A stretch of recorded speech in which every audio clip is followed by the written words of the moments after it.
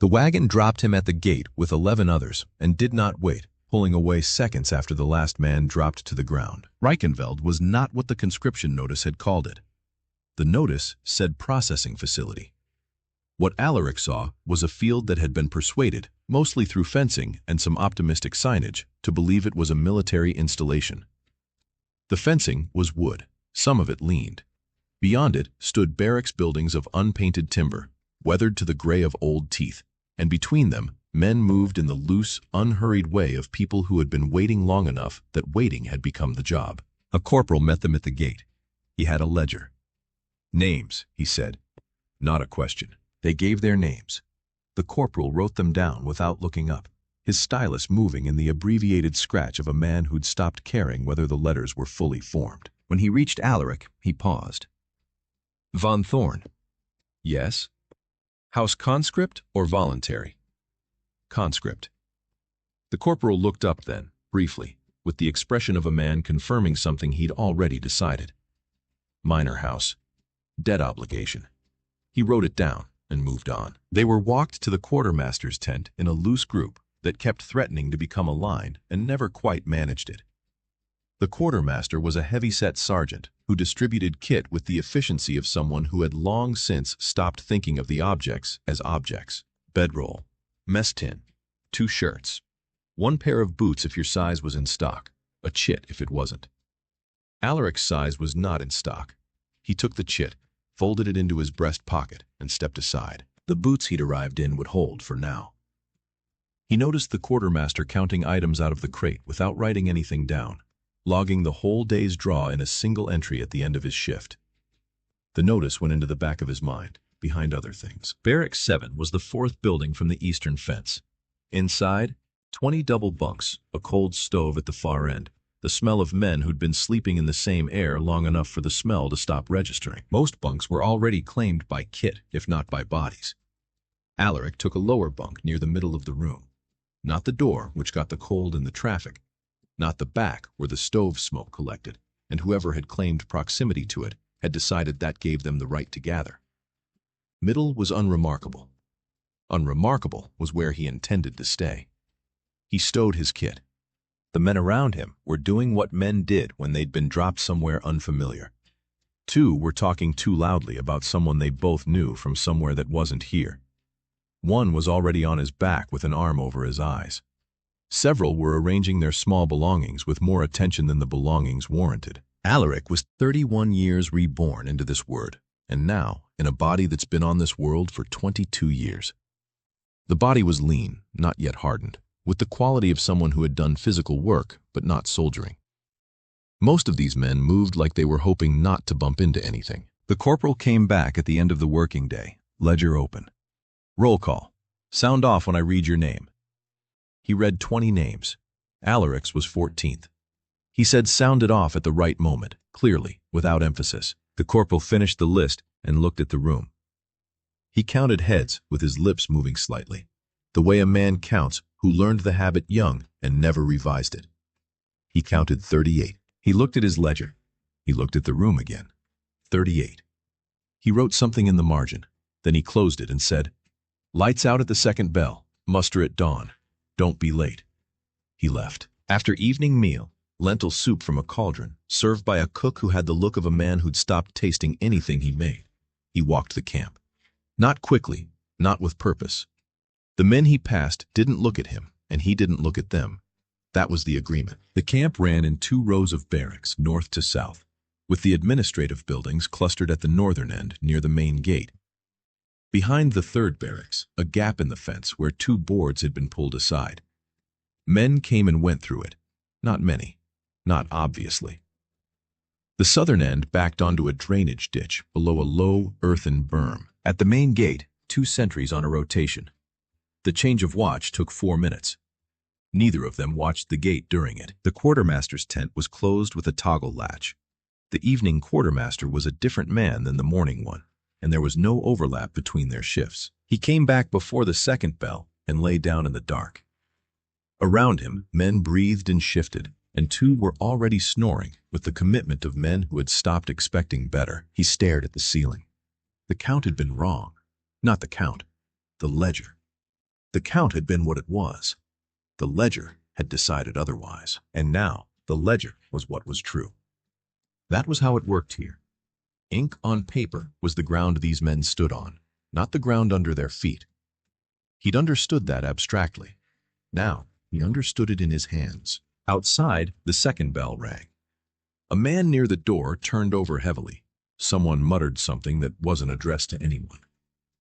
Alaric closed his eyes. He thought about the gap in the fence behind the third building. He thought about the quartermaster who didn't reconcile his shift. Dawn muster was in 8 hours.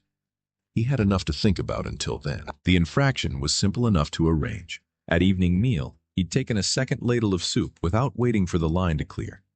Not subtle, not accidental. Done in full view of the duty corporal who had been looking for something to write in his report, because the evening had otherwise given him nothing.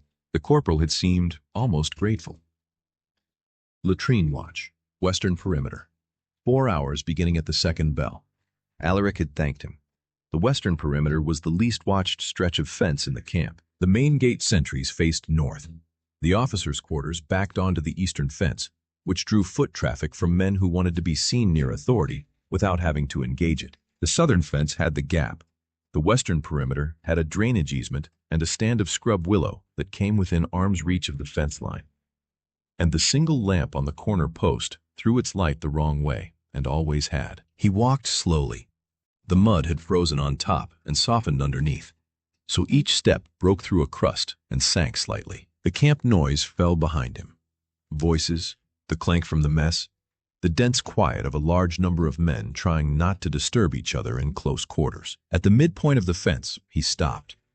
He stood with his hands at his sides and breathed the cold air until he was calm. Then he called.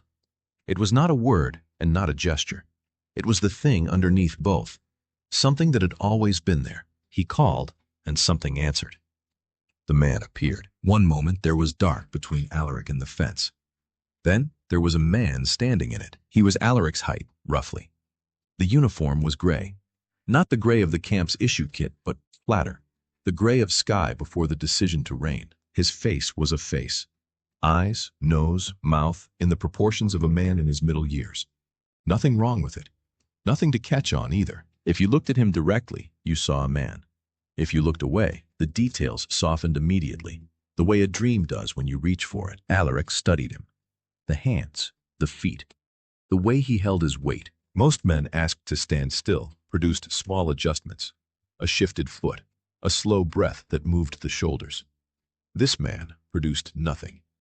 His chest moved. That was all. The question of what the man was, Alaric had settled a long time ago. Or rather, had decided it wasn't a question he needed answered in order to use what was being offered. Not a ghost, not the walking dead of the old stories. A soldier. His soldier. The deeper question had become less interesting somewhere around his mid-20s, when it became clear that no theology or natural philosophy he'd encountered had anything useful to say about it, and he'd stopped looking. West fence, Alaric said. Full walk, this point to the south corner and back. Repeat until the dawn bell. If anyone approaches, go to the fence line and be still. The man turned and walked west. Alaric watched until the gate confirmed itself. Even unhurried, the pace of a sentry with somewhere to go. Then turned and began his own circuit of the perimeter. He thought about what he had. One soldier who required no bunk, no ration, no entry in any ledger, who could be seen but not quite remembered, who left nothing when dismissed except a small fall of ash that a rat would cross without slowing. The ledger system had already shown it would absorb a discrepancy without flinching. A man who moved at the right pace during a watch change would be seen by one sentry ending his shift and another beginning it, and each would assume the man belonged to the other's count. The gap in the southern fence. The quartermaster who logged in batches, he walked. One soldier was not a force.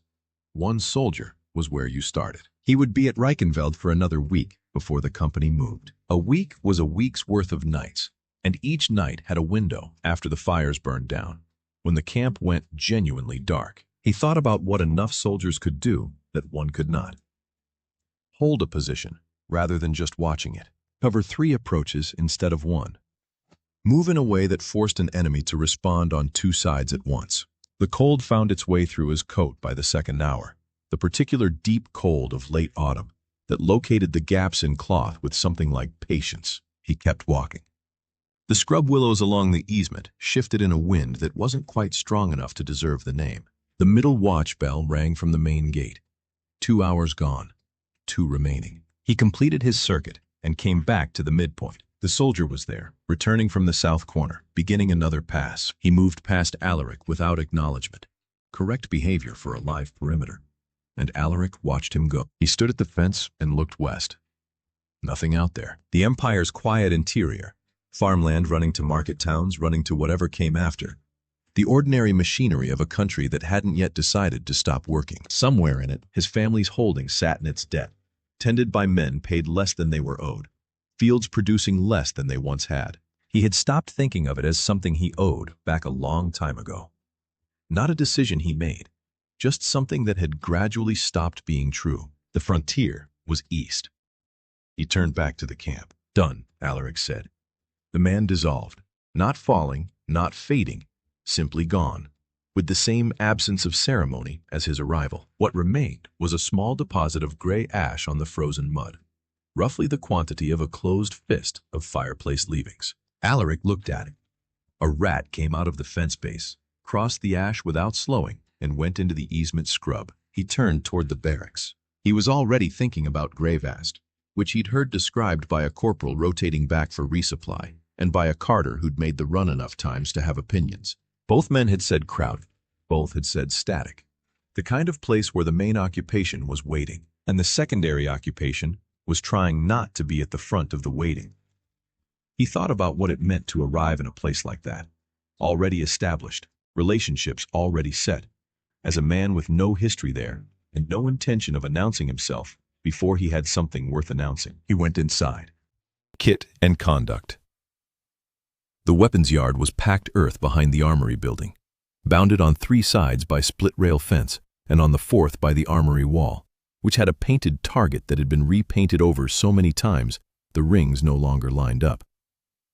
A rack of practice blades stood near the fence, wood wrapped in leather, the leather worn through at the striking edges. Shortened spears for drill. Along the wall, crossbows on pegs with the strings removed. Corporal Sevis ran the morning session. He was 40, or close to it, built like a man who had started large and had the excess burned off over years until what remained was load-bearing only. His nose had been broken and healed slightly left of center. He moved around the yard with the economy of a man who had long since priced every action and stopped spending more than it cost. He put them in a line. Blade work first. You've all held something sharp before, even if it was your mother's kitchen knife. We're going to find out how much of that helps you and how much gets you killed. He walked the line, checking grips. A tap on the wrist here, 2 fingers repositioning a thumb there. The way a craftsman checks work off a production line. Not unkind, no illusions either. He stopped in front of Alaric. High. Alaric's grip was slightly high on the handle, enough to catch if you were looking. Yes, Corporal. He adjusted. Sevis moved on. The drill was 4 cuts, 2 guards, a step-through meant to become instinctive. Sevis demonstrated it slow, then fast, then slow again. The correct order. The order of a man who'd taught this before and knew where people lost it. They worked in pairs. Alaric drew Tovin, broad-shouldered and enthusiastic, in roughly equal measure. Alaric ran the sequence at the level of a man with some training and no polish. Footwork sound. Guards correct. On the 3rd repetition, he put his weight too far forward on the step-through, the kind of error a real opponent would have used, and Sevis was across the yard before the next rep began. You, Von Thorn.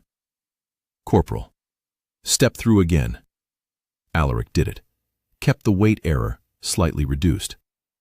You're leading with your chest. Someone puts a blade between your ribs before you finish the step. Yes, Corporal. Again.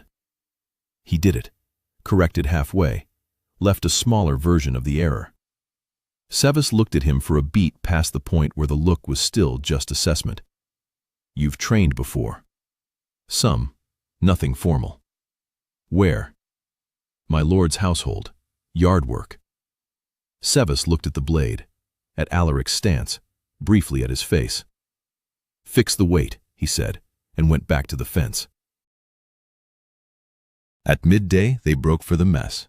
Alaric ate quickly and left before the room filled. The afternoon board listed kit inspection and armory draw. He had the gap between. The armory's inner room was accessed through a door that stood open during processing hours. A young private sat at a writing desk near the entrance, ledger open, logging kit as it went out. Alaric took a place in the queue and watched the entries go in. Company designation, item type, not names, not roll numbers. C7, blade ×1. He looked at the crates on the far wall, organized by type, blades, bolts, oil. No individual seals. A crate held what it held until it didn't, at which point a requisition went up the chain. If C7 drew a blade for a man not on its roster, the entry read the same. The crate dropped by 1 regardless. Nothing in the log produced a head count. When his turn came, he said, C7 and service blade, and the private wrote it down. He moved to the side and signed for his full allocation, reading each item before signing, which was the behavior of an orderly man. While he read, he looked at the bolt crates. Full, or close to it. Recent resupply, or light use. The afternoon inspection was run by the same private, who checked each man's allocation against a separate list with a different pen. The 2 lists lived in different ledgers, and there was nothing in the private's manner suggesting he'd ever been asked to compare them. Sevis appeared during the inspection, moving along the line. He stopped at Alaric again. He looked at the blade in its scabbard, edge-aligned, strap at the right tension. You care for equipment, he said, not a question. It costs to replace. Where you come from? Yes. Sevis held the look a beat too long, then moved to the next man. The rest of the afternoon was camp sanitation, waste disposal, water routing, conducted by a man who'd rather have been anywhere else and made no effort to hide it. Alaric listened to the parts that told him where things ran and let the rest become noise. In the evening, the rotation brought him back to the western fence without any engineering required. He'd taken no punishment detail. His number had simply come up again, which happened the way most things happened in a place like this, through the ordinary indifference of whoever made the list. He called his soldier at the midpoint of the fence. The man appeared. Same gray, same stillness, same face that was a face when you looked at it and softened when you looked away. Alaric walked him west to where the scrub willow stood closest to the fence line. Move to the first willow. Stop. Hold until I signal. Move to the fence corner at my signal. Go to ground. Hold. Return to me at a walk on my second signal. He showed the signals. Flat hand raised, flat hand dropped. 2 fingers pointed back. Low light signals, readable across distance. The man did it. The move to the willow was quiet and direct. The hold was good. He simply stopped being a problem, which was what a hold was for.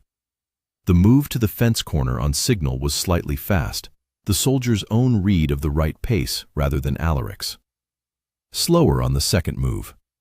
They ran it again. He wasn't certain, and had never been certain, how much of the man's behavior was instruction and how much was something else. The man did what he was told. He also occasionally did it better than he'd been told, in ways that suggested he understood what the instruction was reaching for rather than only what it had said. Useful. Worth watching. They worked the sequence through until the timing held on varied ground, slightly different distance, different footing, the kind of small changes a real situation would introduce. Then, Alaric ran him through a withdrawal pattern. Move, hold, fall back, hold, move again. He ran it well. The dawn bell.